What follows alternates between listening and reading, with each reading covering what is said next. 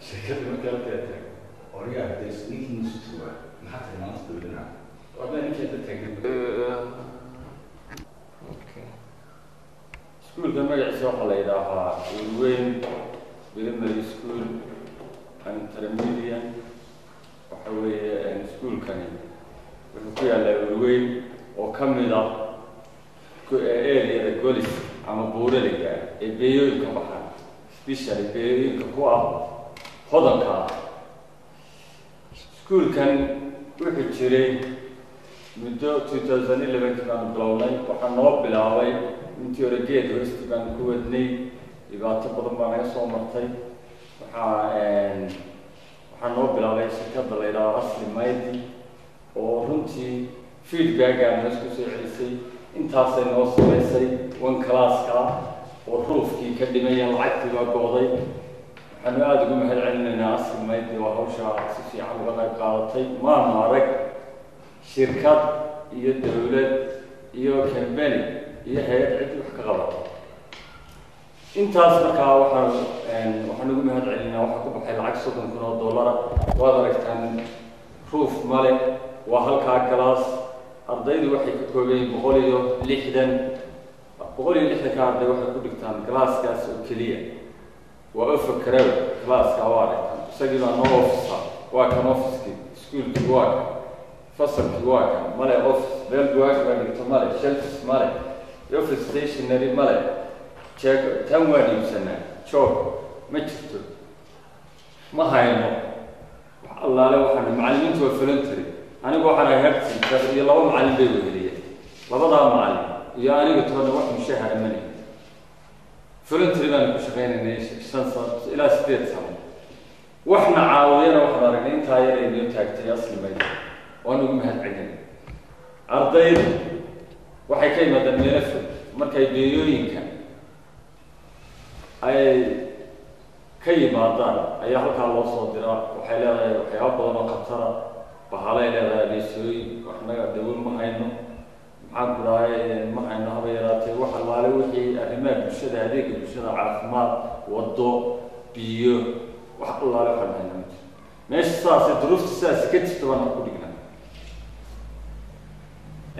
waxaan u baahannahay markaa codsanaynaa annagoo shirkadda u mahad celinayna kow horta ilaa 4 class waa afkarood 4 class u baahannahay ama 3 wixii naloo heli karo office waxaan u baahannahay 2 good oo ah one for the boys one for the girls toilets waxaan u baahannahay haddii la guro deerki haddii la helay waxaan u baahannahay macallimiinta in salary laga dhigo mushahar sanadkii walba la siiyo بسم الله الرحمن الرحيم المملوء دون كفتيه waxaa kaloo inta horta uu soo sheegay macalinka iyo wuxuu ka mahadceliyay baahiyaadka uu sheegay oo wax jira marka hadalkii naga soo koobay kulay maamul hadalkii noo dhameeyay waxaan ku soo gabagabeynayaa kulay marka koowaad mahadcelinayaa shirkadda aslimaydi oo inoo hirgelisay halkan galaaskan ay isugu wada yimaadaan maxaan ku raday ardayda 300 ilaa 400 ay dhigato marka waxaan ku sii adkeynayaa kulay baahiyaadka jira in si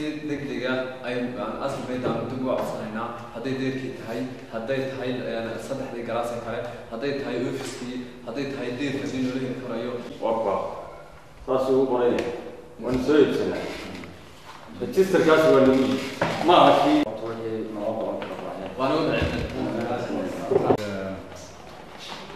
This is daily living of people in Urwan, central Frankincense trading hub, and I mean they've got over 180 kids, you know, on the books. These are just for the boys, and you've got the girls somewhere over there, you know, and it's, you know, see the list there, the 30. These are the girls there. You know, this is the first list. This is the second list, the third list. You know, fourth list, fifth list. I mean, these are just the boys. You know, I don't know what numbers. Probably 75 to 80 boys there. Then you've got the same with the girls here. You know, these are the girls over the rest of them, I think about 60s or something, I don't know. All in one small class, you know, all just here. The chairs, the tables, the board, you know, lack of electric, lack of water, lack of safety, you know, you need a gate around the place. It's hard living here, and very, very hard living. Sure. On top of that, you know, to work on absolutely pennies or cents, you know, for the whole month, it's demoralizing, you know. It's very, very hard trying to convince the teachers to stay here, you know, not seek employment somewhere else.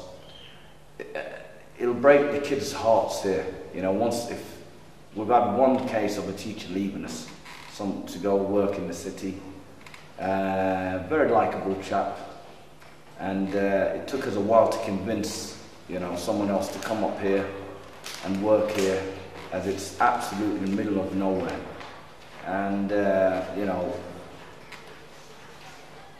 it doesn't help when you've got no finance as well.